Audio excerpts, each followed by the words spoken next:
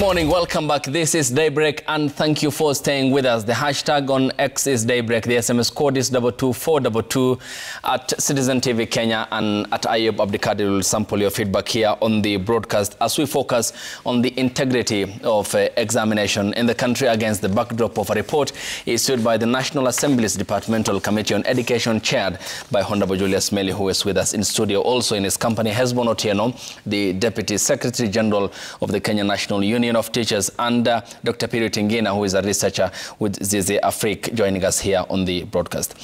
Dr. to you from Naivasha, and then talk to us about, before we leap towards the aspect of technology, on, how is it possible for an entire class of learners to write the same question but wrong answers? I mean, what is the timing question? Didn't they have the time to go through, write without being under any intense pressure from the invigilators and the supervisors? How can that happen? I mean, is it even possible to happen?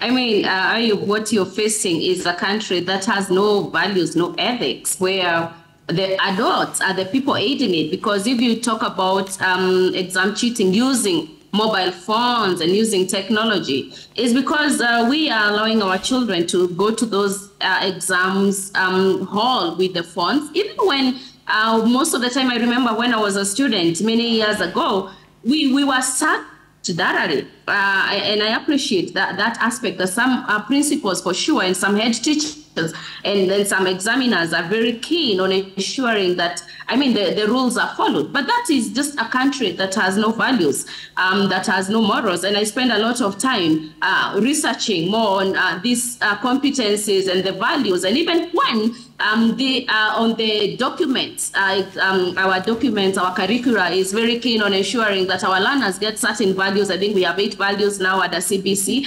We are not seeing them because we are the black book. If I aid my child to cheat on the exams, I don't expect them to be people of integrity even in the future. Of course, the issue now, when you think about technology, and I think that is why many schools have been very hesitant on allowing even learners to access the technology gadgets, which of course is sad, because I think I would want my child to be taught to how to use and to search for materials, but at the same time, it is being used for the wrong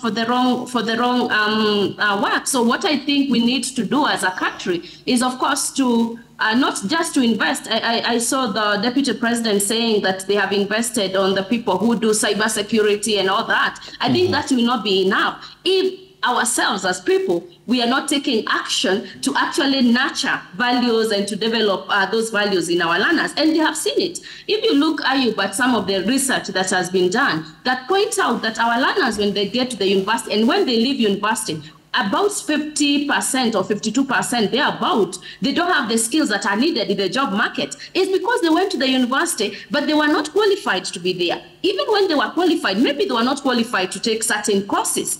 And that is quite unfortunate that when we do all these things we're doing, we are happy that our learners will get to the university or they are going to get to a national school. After that, you actually have a very quote-unquote useless person because they are not fit to do the work they are doing. They go to the university, they drop out. We waste a lot of money on these issues. But what we need to ask ourselves is, why is it that many years down the line, we are still talking about exam cheating? What is the problem? And why now is even an issue is because if you look at the presidential working party recommendations, is that now NEC will actually be printing their own exams. Even when the exams were printed elsewhere, we were given the booklets. We actually went ahead and opened the booklets and cheated, and and now if we are the one printing, sometimes I look at the recommendations and I'm like, oh my goodness, what will happen? Because when it is printed in the UK or wherever they print, I don't know, we still cheat. And now when they're given the responsibility, they need to show us that they are accountable, that they are responsible. And I think we have a long way to go. Thank you, Dr. Ali. Honorable Mheli, I mean, talk to me about this, because Dr. Pirit raises a very fundamental point here of the recommendation which was made by the Presidential Working Party on Education Reforms to print our exams here. We're already grappling with the problem of exams that are printed outside the country. Still, cheating is very deeply ingrained. I mean, how then would this not explain to me how this wouldn't, I mean, to a certain degree intensify what's already a problem on our palms, owing to the fact that we live in a country where connections matter than competency? Thank you so much. Ayub, I just want to say this. Let me just go back a bit about policing the police. The invigilator, what Ngina is raising is quite pertinent. That one, the invigilator himself, how did the students write the same answer? Meaning somebody slept on the job, or somebody connived with the students and agreed the whole process continue. That's why in our recommendation we said, one, there's invigilators. First of all, we need to have what we call Kenya National, we recommended Kenya National Qualification Framework Authority to supervise Kenya National Examination Council. Every year we need to audit the exam process and have a report. That's one, to see how the whole process went through. Two, these invigilators and supervisors need not to be allowed to be at the same examination center for 2 consecutive years. So there's need for rotation? That is one. Okay. Three, when you are recruiting supervisors, invigilators, and any examiner, let's have an integrity test. Let's have a referee. That what is the background of this person you are recruiting as a supervisor or as an invigilator? That's why we ask the examination council, wherever they have advertised for examiners, let them have a referee from the head teacher, the head of department, or any other person who can have a second eye on this particular individual. On the issue of this examination now, the culprit, for example, he has failed to frisk the student. He has failed to keep an eye on these particular students. You see, by the end of the day, this is a high-stakes exam. Yeah. That is one. And that is why in our recommendation we said we need to have what we call formative. Almost 70% of our exams need to be formative. What do I mean? They should be continuous assessment tests. They should be activities done by the student. What will account for the final exam is the summative exam, which is 30%. Okay. It will not be high stakes. Ayub, let me just say this. When we print our exams in London now, it is not London that makes the examination to be, actually, that breeds malpractice. It is the activities going on between the container and the school and the classroom. Check in our recommendation, we realize that all the way from London, the exams are uploaded at JKIA, brought to the go-downs, they are all taken through, and there's no process, there's no problem. The problem starts between the container and the school. Two, we have several bodies that do exams in this country and of international repute. CASNEB is one. They print the exams. They have been doing it. It is Kenya Institute of Management are doing it. All these professional bodies are doing it. And to even tell you that the local printing is not a problem is money. We print our money here at the Dilaro. We have no problem. The issue that we are talking about here is that it is not about the printing of exams. Okay. Uganda, Tanzania, and everybody else are printing their own exams. It is almost 60 years after independence, we are all going back to London, which is actually doesn't augur well for us as a nation. So in fact, in our recommendation, we are actually saying, let the exams be done, be printed locally, but as the CBC is saying, as the CBC curriculum is actually nurturing the abilities, the competencies of a child.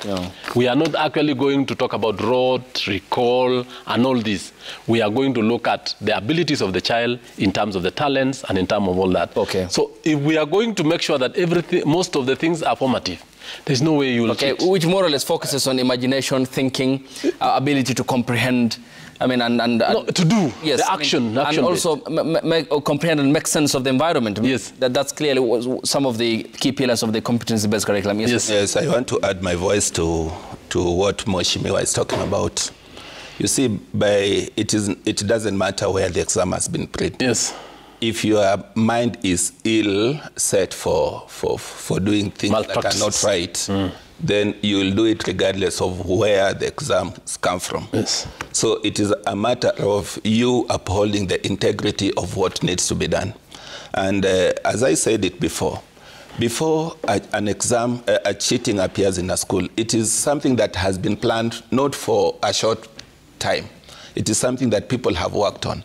Like you ask a question, how can people give the same responses to the same? I think in a period of 2 hours, in an examination period, that cannot be achieved if this thing was not priorly planned. So it is important that we look at what is this that is causing people to sit together, right from the security to the administration of the school, to the supervisors, to the invigilators, and every other person who is manning this exam, including that roving officer, because we have the other officers who supervise the rove from one school to another. Yet they can come to a school and they do not realize that there is cheating going on in that school. There is a major problem. So it is something like it is a cartelish. So what we need to look at is where does this cartel start from? Mheshimiwa has talked about policing the police. If the person who is supposed to be ensuring that the examinations in a center is being done in an environment that is free for an exam, why should we then, the same people, be the ones who are being checked in terms of integrity? So it has a lot to do with character and people who are carrying out the exams and people who are being recruited to do that work. So it is not a matter of where the exams have been printed from and who carries it. For me, I believe that if we print the exams locally, it is even better than getting the exams printed from outside. It is just a matter of who carries the responsibility of integrity. Okay. Is it then, in a way, Hesbon, as a society, I mean, a very weak value system? Because it isn't just possible for a learner or a child to have the imagination of wanting to cheat in an examination, which breeds into also how he handles his other life, be it also holding a public office later in life. I mean, it isn't just a confined environment where we are talking about education and cheating in that spectrum, but also one that affects our social life and placing premiums on issues that are not important, for example, like competition. Believe you me, it is not even the learner's idea to cheat in an examination. Because how does the learner start the conversation of saying we want to cheat in an examination? It is not the idea. The idea is given to a very innocent learner who wants to do the exam. It is the environment, and I agree with our researcher. It is the adults who are abating this. It is the adults who are introducing learners to cheating. Including payment of money, or what Honorable call motivational fees. Motivation. In fact, the learner is innocent. Is very innocent. In fact, the learner is quite innocent on this. The culprits here are the teachers and the principal who want promotion. Okay. The parent who want her child to go to the senior school or a big national school, and the stature in the society where the principal and the teacher are under immense pressure from the board of management to perform. Or you'll be evicted. Yes. Or you are going to be transferred. You are a principal of a prestigious school. You are not performing. Therefore, your job is at stake. So, okay. You'll go extra mile to make sure that, to prove to these people that you are performing the students' results. And you'll temper with it by inviting examiners, bringing motivational fee, turning a blind eye and compromising invigilators and supervisors to attain, I will say, a wrong goal. Okay. Yes. And Dr. Purity, I come to you. The committee also established that technology was used, and social media in this case, where information was relayed across platforms, but of specific instances where they have used Signal and Telegram applications, and the committee pointed out the time for use is an hour between 4 and 5 a.m. in the morning. And why they used these two applications, that is Signal and Telegram, is because the source is not traceable. Are we dealing with a generation that is tech-savvy to the extent that they are bypassing some of the security features that the government might even put in place to curb cheating?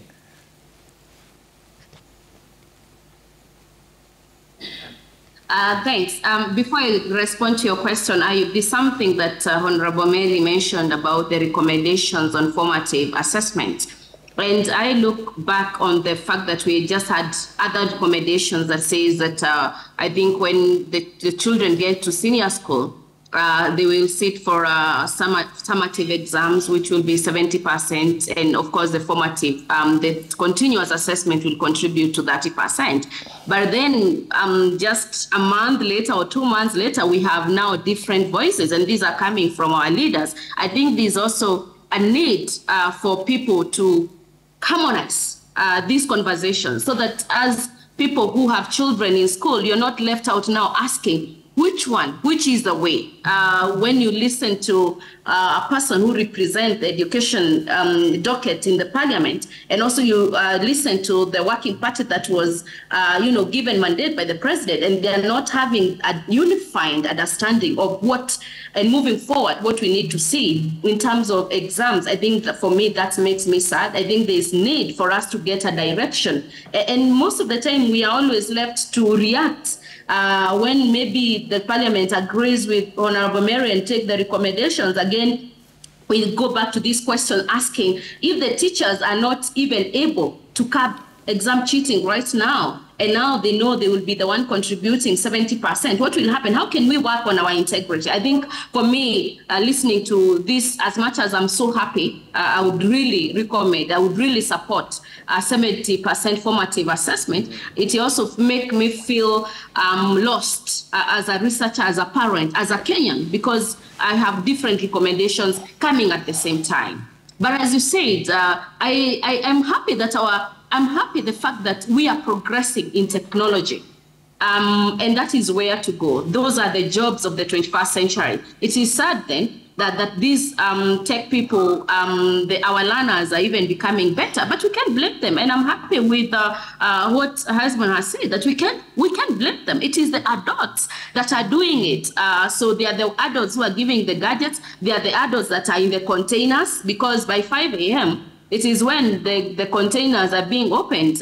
When you follow the media, that is where all the leaders are. That is when the principals are picking the exam. That is between the school, between the container and the school. That is when the exam is being opened and shared. So I think I shouldn't blame the learners. I'm actually feeling we need to encourage our learners to get to where the world is moving, which is technology. Okay. And this reminds me of one of the recommendations that has actually been adopted of grading. And recently, I think yesterday, the PS, Dr. Bello Kipsang, said about certification and exams need to be treated differently. But when you look at that recommendation of now that we only focus on English and maths, not English really, literacy, and numeracy, maths, and maybe Kiswahili or English, and NF5. Of course, we appreciate that the jobs of the 21st centuries are in STEM careers. That is the findings, it is data, it is evidence. And if you look at the projection of CBCs, that 60% of our learners, when they get to senior school, will actually go to the STEM career, 25% to the social sciences, and only 15% to the talent academy. And it would be interesting to see, after the fact that now learners are not going to be forced to take biology or chemistry, it is not compulsory. You can take CRE and all the other 5 subjects, and that is what will determine what course you get. I mean, for a researcher like me, I would be interested to see whether learners will have the laxity, will now relax and say, anyway, I don't have to stress myself with physics. I don't have to stress myself with chemistry. I don't know whether it is a progressive, direction. I remember Dr. David Jengere quoting since 1989, where only one person got a distinction. And we are talking about so many years later, when we have now made that decision. I think 34 years later, we have made decision now to ensure that learners just can be graded using anything. I would want to see, maybe this year we might not have anything to talk about, but from next year we might actually see a trend where people will ignore STEM careers. Thank you. Of course, will be so sad for a country that is talking about economic transformation through manufacturing and all the things we are talking about. Thank you, Dr. And among the other issues also includes the committee wants the examination council to restrict exam officials from overseeing examinations in a particular center for more than 2 consecutive years, and also instances where some principals are said to have approached sub-county directors of education with a proposal of their desired supervisors, which Honorable Julius Mille had addressed, while some schools levy motivational fees on parents to bribe exam officials in what is commonly referred to as fuel to facilitate exam malpractice. Our attention now turns, Honorable Meli Hesbon Otieno,